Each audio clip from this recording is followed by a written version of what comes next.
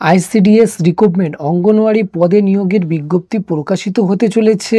তোমাদের জন্য অত্যন্ত একটি দারুণ সুযোগ এসছে। তোমরা যারা চাকরি করার জন্য ইচ্ছুক, আইসিডিএস রিক্রুটমেন্ট 2025 পশ্চিমবঙ্গে অঙ্গনওয়াড়ি 2025 ইন্টিগ্রেটেড চাইল্ড ডেভেলপমেন্ট সার্ভিসের আইসিডিএস পশ্চিমবঙ্গে অঙ্গনওয়াড়ি কর্মী সুপারভাইজার এবং অঙ্গনওয়াড়ি কর্মী শিক্ষক সাহায্যকারী এবং অন্যান্য পদের জন্য ইতিমধ্যে আবেদনের বিজ্ঞপ্তি প্রকাশিত হতে চলেছে এবং আইসিডিএস ডাব্লিউবি অঙ্গনওয়াড়ি নিয়োগ 2025 বিজ্ঞপ্তি প্রকাশিত করতে চলেছে পশ্চিমবঙ্গ সরকার এবং সুপারভাইজার পদেও নিয়োগের অফিসিয়াল বিজ্ঞপ্তি প্রকাশিত হতে চলেছে এবং সমস্ত কিছু তোমাদের কাছে শেয়ার করব। কোন ডিস্ট্রিক্টে তোমরা এই আবেদন করতে পারবে এবং আবেদন করার পরে তোমাদের কি করণীয় এবং সমস্ত কিছু, এবং তাছাড়াও এখানে বয়সসীমা কত থেকে কত পর্যন্ত অ্যালাউ আছে এবং শিক্ষাগত যোগ্যতা, নিয়োগ স্থান, সমস্ত কিছু তোমাদের কাছে ইন ডিটেলসে শেয়ার করব। আর বেশি দেরি না করে চলো মূল বিষয়ে আলোচনা করা যাক।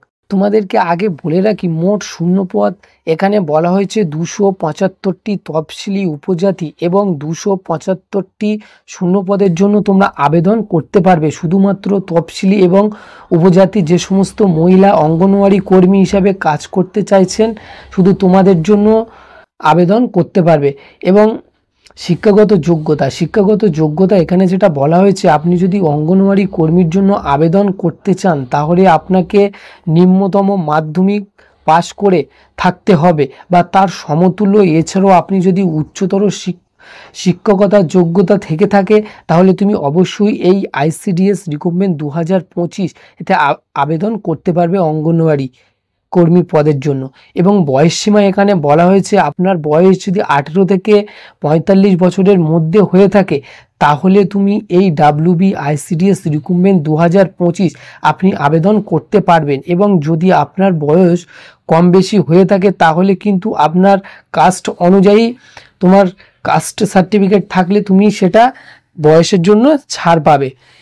এবং নিয়োগ স্থান অর্থাৎ তোমাদের কোথায় নিয়োগ করাবে সেই বিষয়ে এখনো পর্যন্ত নির্দিষ্ট করে বলা হয়নি। তবে সূত্র এখানে যেটা বলা হয়েছে যে 24 পরগনা, দক্ষিণ 24 পরগনা আইসিডিএস রিক্রুটমেন্ট ওদের জন্য আবেদন করতে চাইলে তাহলে আপনার চাকরি যে জায়গা হবে সেটা হলো বজবজ এবং 1 নম্বর ব্লকের যে কোনো স্থানে ও বজবজ পৌরসভা বা পূজালি পৌরসভা এলাকায় যে তোমার যে কোনো এক জায়গায় তোমার হয়তো পোস্টিং পড়তে পারে এবং কোন স্থানে আপনার কাজ করতে হতে পারে।